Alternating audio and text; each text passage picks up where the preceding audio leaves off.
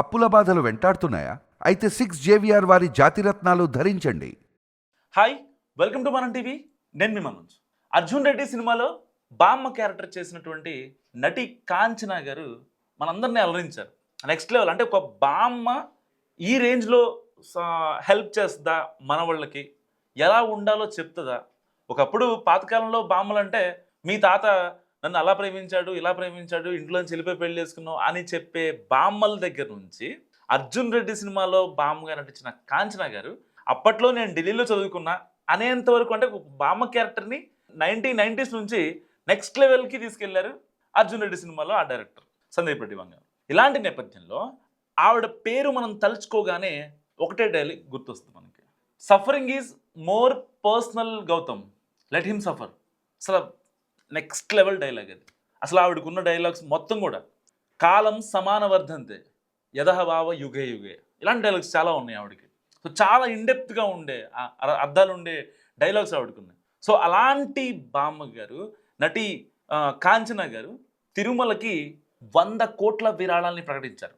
గతంలో కూడా చాలా విరాళాలు ప్రకటించారు, చాలామంది ప్రకటిస్తూ ఉంటారు కదా. మరి ఈవిడ ఎందుకు స్పెషల్, ఈవిడ గురించి ఎంత ఉపోద్ఘాతం ఎందుకు అంటే, ఆవిడ తీసుకునే క్యారెక్టర్స్ కావచ్చు, చేసే సినిమాలు కావచ్చు, చాలా నీట్గా ఉంటాయి.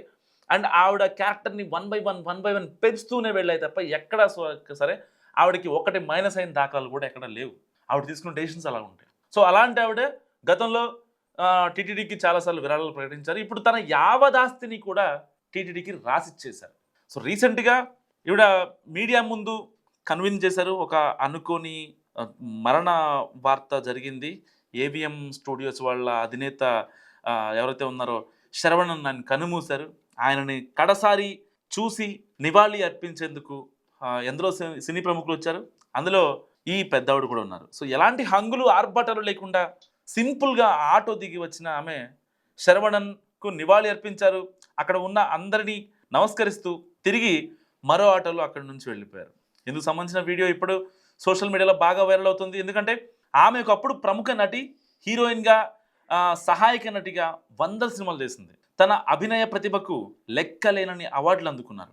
తెలుగులో ఎన్టీఆర్, ఏఎన్ఆర్, కృష్ణ, శోభన్ బాబు వంటి అగ్ర హీరోలందరి సరసన ఆడి పాడారి అందాల తార. సో తెలుగు, తమిళం, కన్నడ, మలయాళ భాషల్లో, హిందీ కూడా చేశారు. దాదాపు 200 పైగా సినిమాల్లో ఆవిడ నటించారు. సో నటించి ఆమె 100 కోట్ల ఆస్తులు కూడబెట్టారు. అయితే అవన్నీ తృణప్రాయంగా తిరుమల శ్రీవారికి విరాళంగా ఇచ్చేశారు ఆవిడ. కలియుగ దైవం శ్రీ వెంకటేశ్వర స్వామిపై ఆమెకున్న అచంచలమైన భక్తే ఇందుకు కారణం. సో ఆ స్వామి సేవ కోసమే ఆమె పెళ్లి కూడా చేసుకోకుండా ప్రస్తుతం ఆధ్యాత్మిక జీవనాన్ని గడుపుతున్నారు. 1960, 1970లో టాప్ హీరోయిన్గా వెలుగొందింది ఈవిడ. సో ఇప్పటికీ సినిమాల్లో మెరుస్తున్న ఆ నటి నిజంగా చాలా మంచి నిర్ణయం తీసుకుందని చెప్పాలి. సో నేటి తరానికి ఈ దిగ్గజ నటి గురించి పెద్దగా తెలియకపోవచ్చు, కానీ అర్జున్ రెడ్డి సినిమాలో దేవరకొండ అమ్మమ్మ అంటే చాలు చాలామంది గుర్తుపడతారు. ప్రస్తుతం ప్రభాస్ నటిస్తున్న స్పిరిట్ మూవీలు కూడా ఈవిడ ఉన్నారట. సో అయితే తిరుమల శ్రీవారికి 100 కోట్ల విరాళాలను ఇచ్చింది. సో ఇదిలా ఉంటే కాంచన ఆమె సోదరి గిరిజా పాండేలకు చెన్నైలోని టీ నగర్ అండ్ జిఎన్ చెట్టి రోడ్లో కోట్ల విలువైన స్థలం వారసత్వంగా వస్తుంది. అయితే కొందరు బంధువులు ఆ ఆస్తిని లాక్కోవడానికి ప్రయత్నించారు. దీంతో కాంచన కోర్టు మెట్లెక్కారు. తన వారసత్వ ఆస్తి కోసం సుదీర్ఘ న్యాయ పోరాటం చేశారు.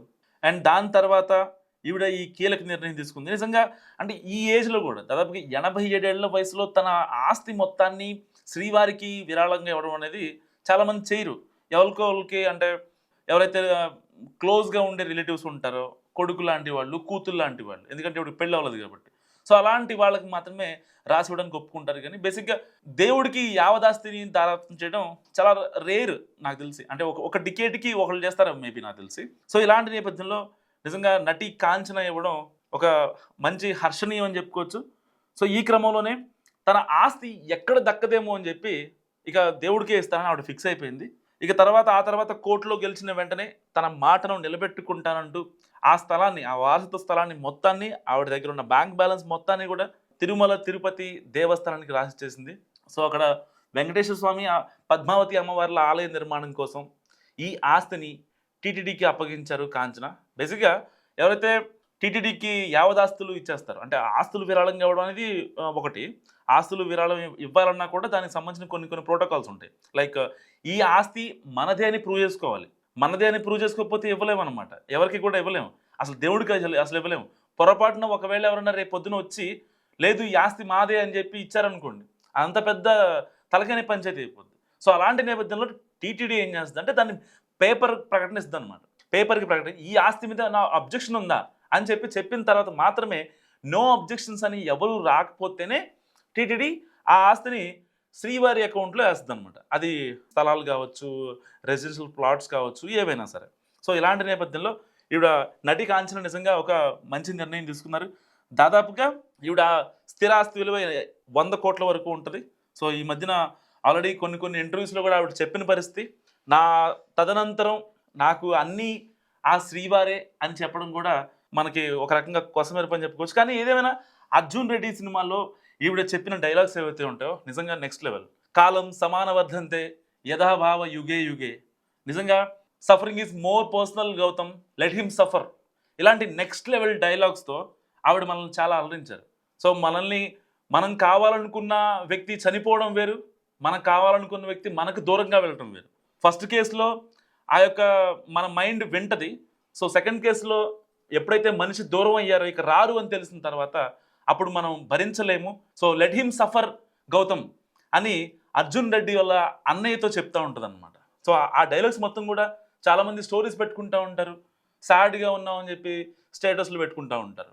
సో అంటే ఒక బామ్మ 1990స్లో అప్పట్లో బామ్మని ఎలా చూపించేవారు, ఎంతవరకు మీ తాత నన్ను లేపుకొచ్చాడరా, మీ తాత నన్ను అప్పుడు ప్రేమించాడు, పెళ్ళాడాడు, మీరు ఇలా ఉండాలి అలా ఉండాలి, ఇలాంటివే వచ్చాయి బేసిక్గా.